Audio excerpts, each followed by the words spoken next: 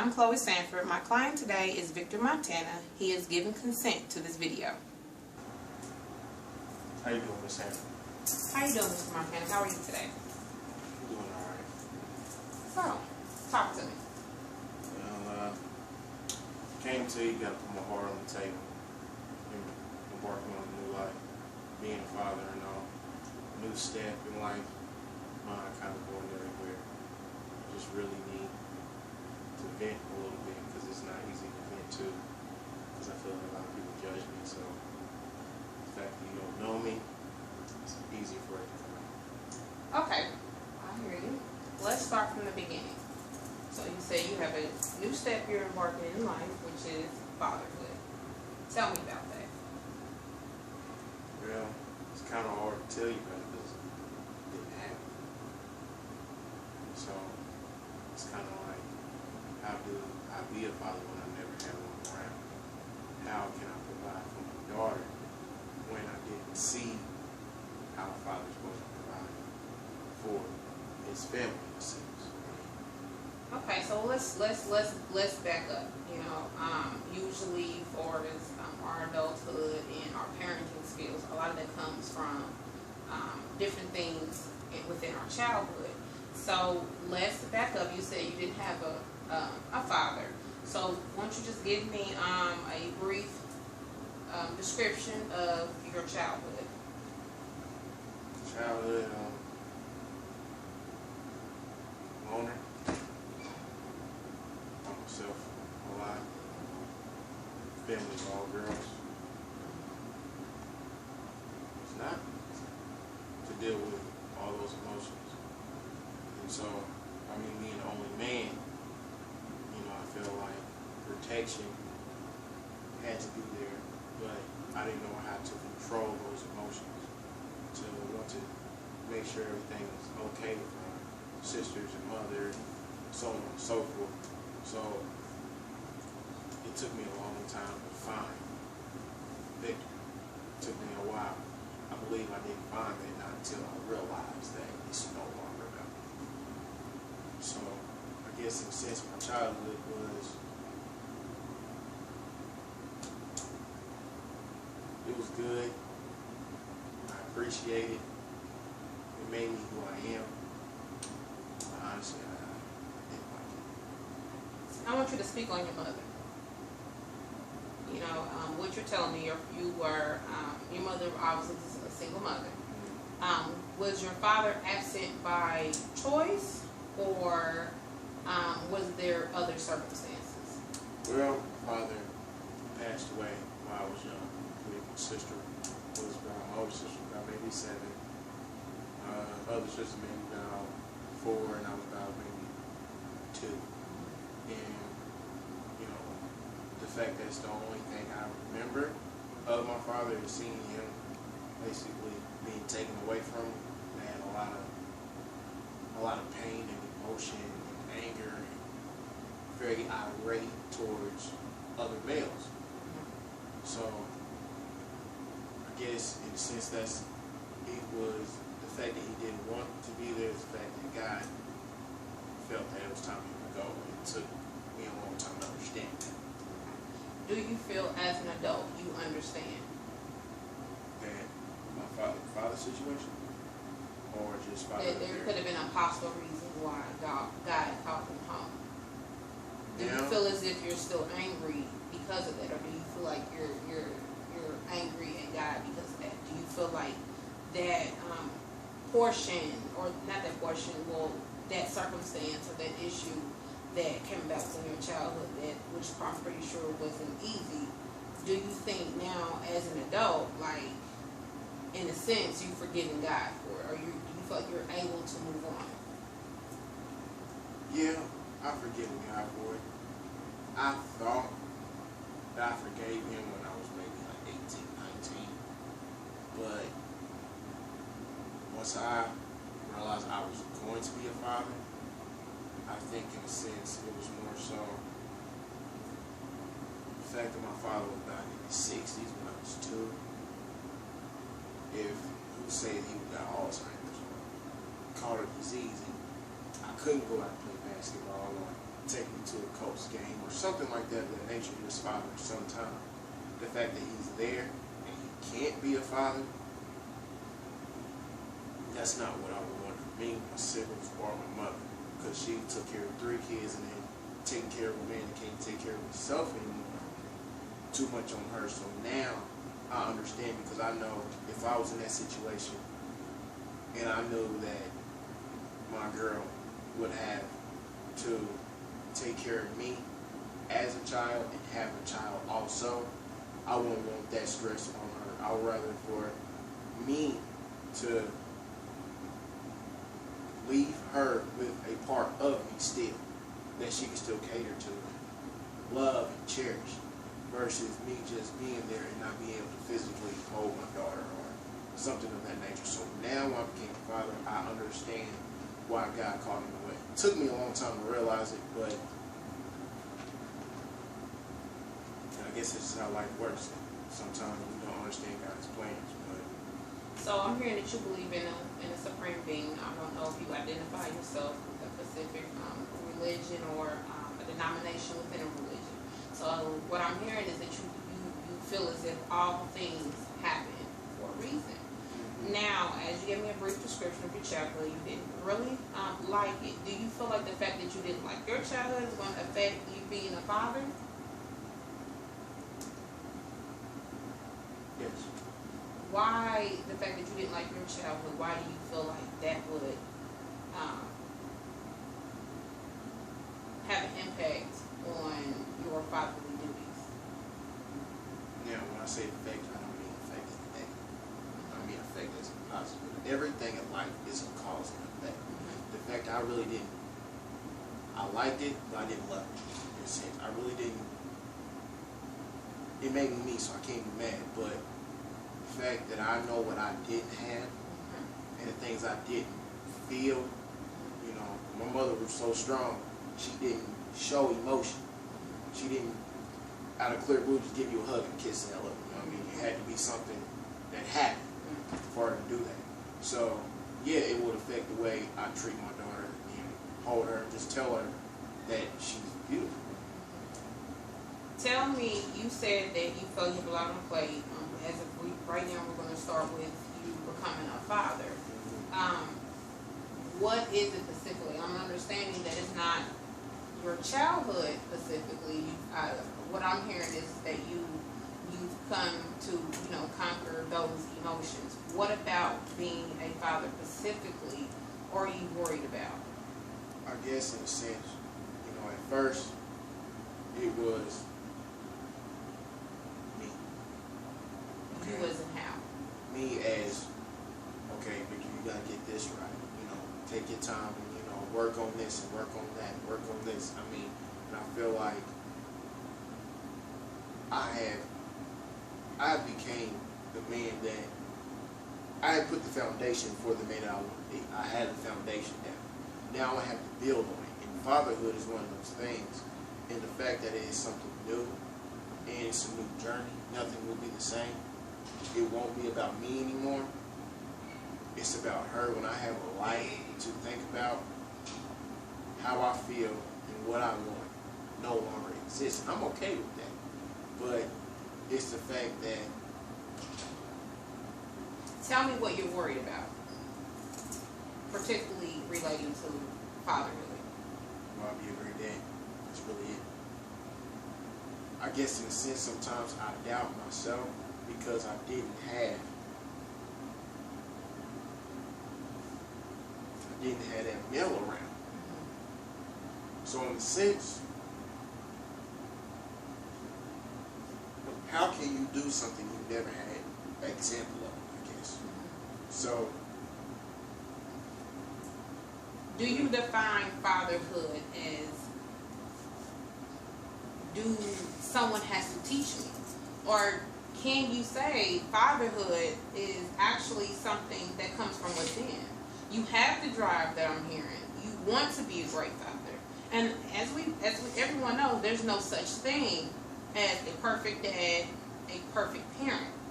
So as long as you have the drive, you seem like I'm assuming that you believe in a supreme being, And so a lot of times, religion and believing in something else other than ourselves, also another way to motivate you and allow you to pursue your goals, because you also put your belief mechanisms into something else. What I would say to you is, you may not have a man to tell you, well, this is how you're supposed to do, and this is this, and this is that. But again, you have that drive that comes from within. So as long as you have that drive within, do you believe that being a great parent in your definition will manifest within you? Yeah, I believe that. I mean, it's all news, kind of scary a little bit, but that's why, now, since I have a daughter on the way, if I tell her I don't want her to fall for this kind of guy, I don't want her to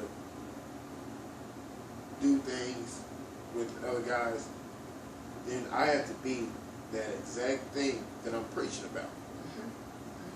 So it's kind of in the sense that comes back to where at first, where I was just like, okay, take time about this, take time about that. I won't have that time because it won't be on my time. Because every year she'll grow, she'll develop, she'll comprehend, and see what life really is. And the world is crazy. So if I want her to be with a good guy and a good man, I have to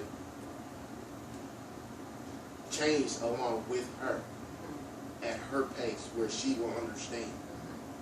And I guess a lot of times I doubt myself. I guess I'm my worst enemy sometimes, but now it's like I'm honestly confronting it for the first time. In manhood, I will have it, like almost like devil here and God here. One ear, one out the other ear. Now, I can't do that. It can't be, like I said, it can't be on my time. So I guess what I'm afraid of is, my biggest fear is failing. Because I don't want to fail for her. Everyone's definition of failing is different. My personal definition of failing is someone who tries and maybe fall down and do not get back up. You have to understand there's no such thing as a perfect parent. I'm a mother also, and I cannot choose my daughter's personality. In the future, I cannot choose her choices for her. As much as I can do as a parent is to be an example. Our children are going to make mistakes, just like I'm pretty sure you've done as a child. You make mistakes, and all children will make mistakes. I just think, don't focus so much on what dangers you think she may encounter, because that is a given. I believe as you do, the great father that you're going to be, you show her the example. If you, as I heard before, that you believe in a supreme being, whatever religion or whatever denomination you identify yourself with, if that's like a back support to help you cope, then I would suggest to play into that, go into that a little more. For as being a parent, you cannot choose the path you can make a path for your child. When they're going to get of age and they're going to start making choices of their own. But again, you be that role model, and most children stray away. But if you set that example, you're that great father that you're going to be, they will always come back. And I'm pretty sure, as a child, you've probably done things, and I'm pretty sure, from what you tell me, your mother didn't seem like she was a bad mother. May have been some mistakes there, may not have been affectionate enough, but I'm pretty sure if certain things are embedded within you, even if you stray away, did you come back?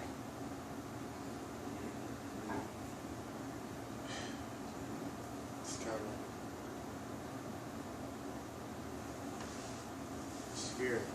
It is. Because you know what you encounter, and as we both know, there's a lot of things going on in this world with children, and and they're encountering different issues that you probably didn't encounter until you were a little older. And now they're encountering certain things at a young age. So, I mean, you know the way times are as a parent. Sometimes I'll tell parents, you know, you have to keep up with times, with technology.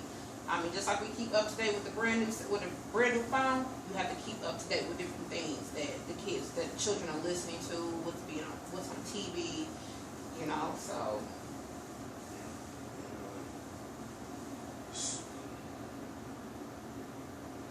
as of right now, sometimes when you think too far ahead, it can be a little bit more stress on the brain.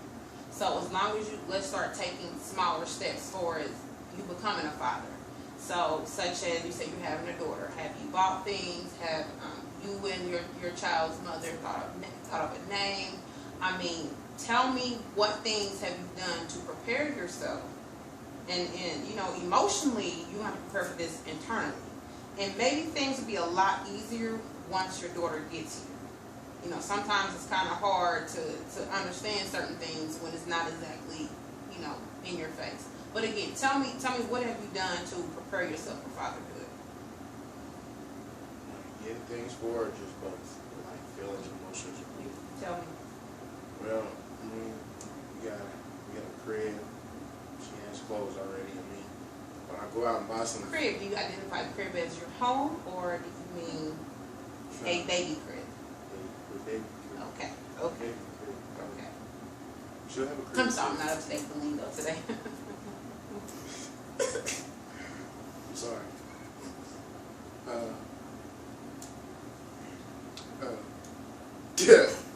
Yeah. Okay. But cut. Well, things that I'm getting for it. Well, I want to get a bigger house so she'll be able to run around and be a kid and have things that I didn't have as a kid. I'm not. She's my daughter. I'm going to school. So, I want to give her everything. I want to give her the world if I can put it in her hands.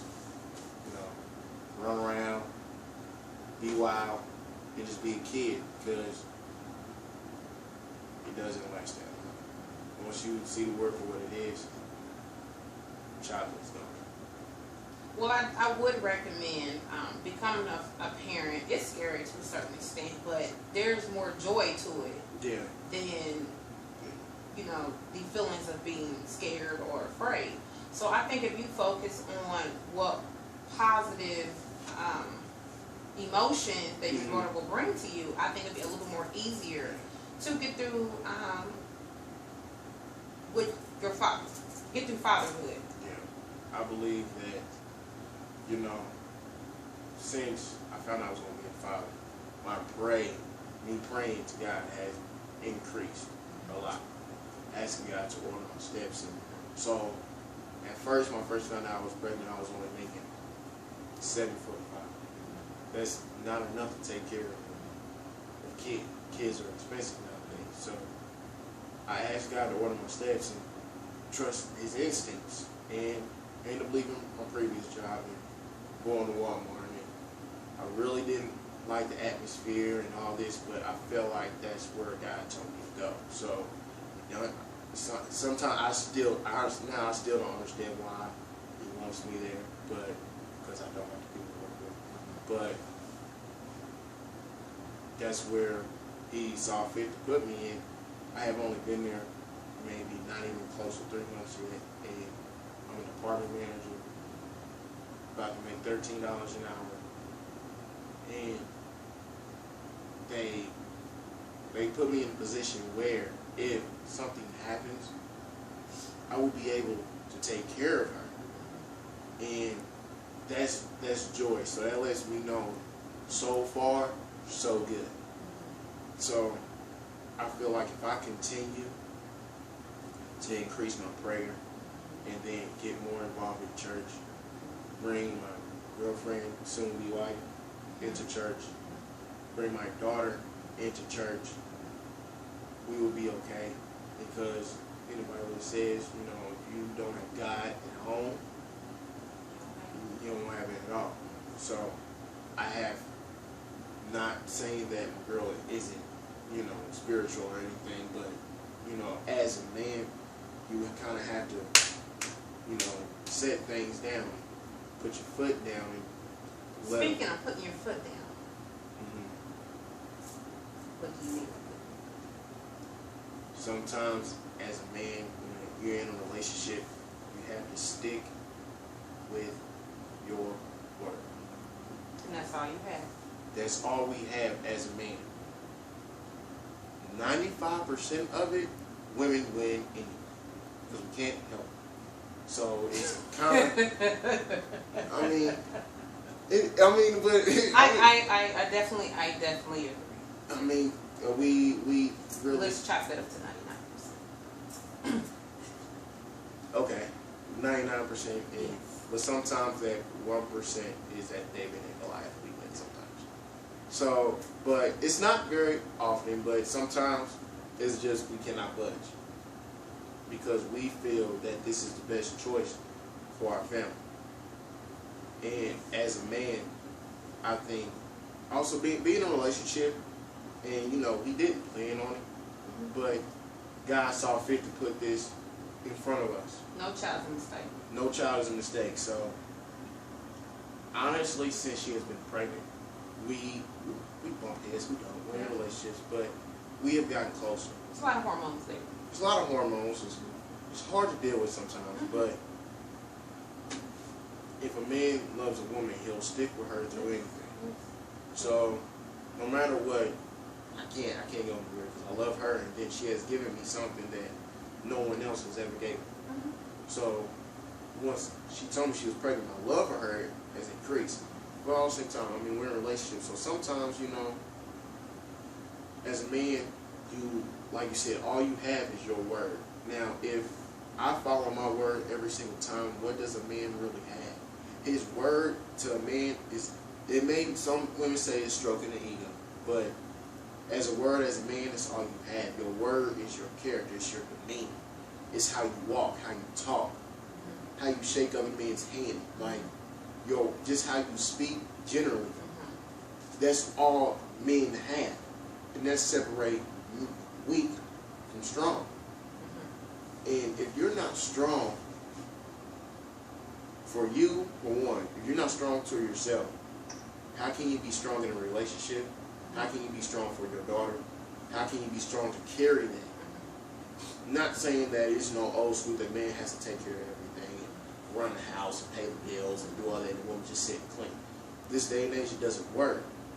So, in a sense, some of that has already been taken away from me, because that's what we really want to do. If we could just have y'all just take care of the kids and we just do everything, we would, but that's not how society works anymore.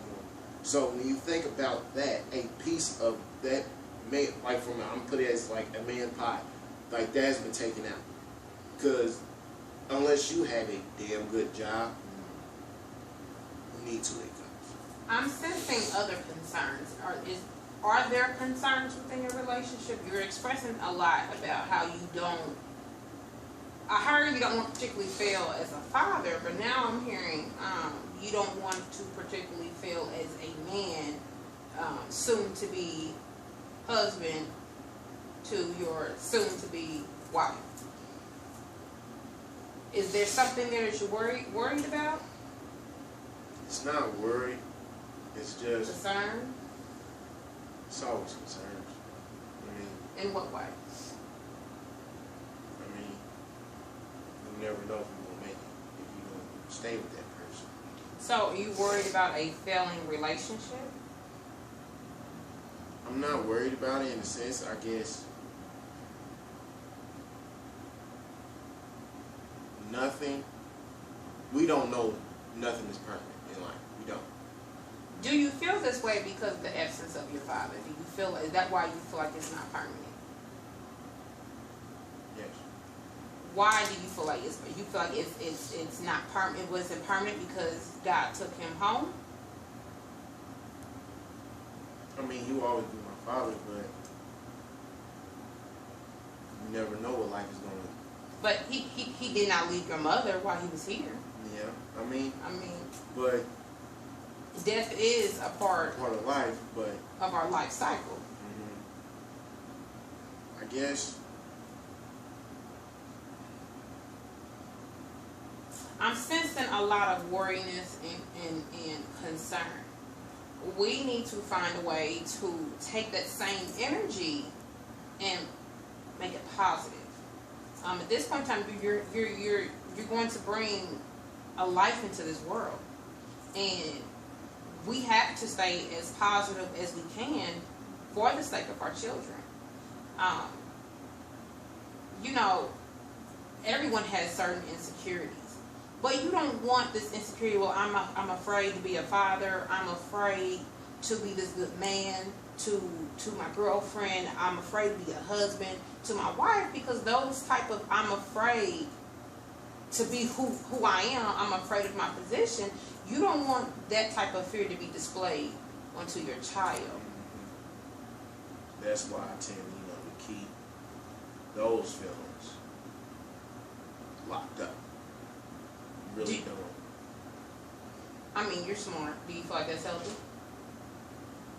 No. So, that's why I'm working on expressing myself more, coming out with exactly how I feel. Sometimes it may not come out the best way, but just getting it out as soon as I feel it is better than me just sitting on it and then pondering on it and keep worrying about it. That stresses me out. So I'm getting better at it. I think it's also, she's not probably used to me just coming out with exactly how I feel, because for a while I just kept to myself, just kept it in here.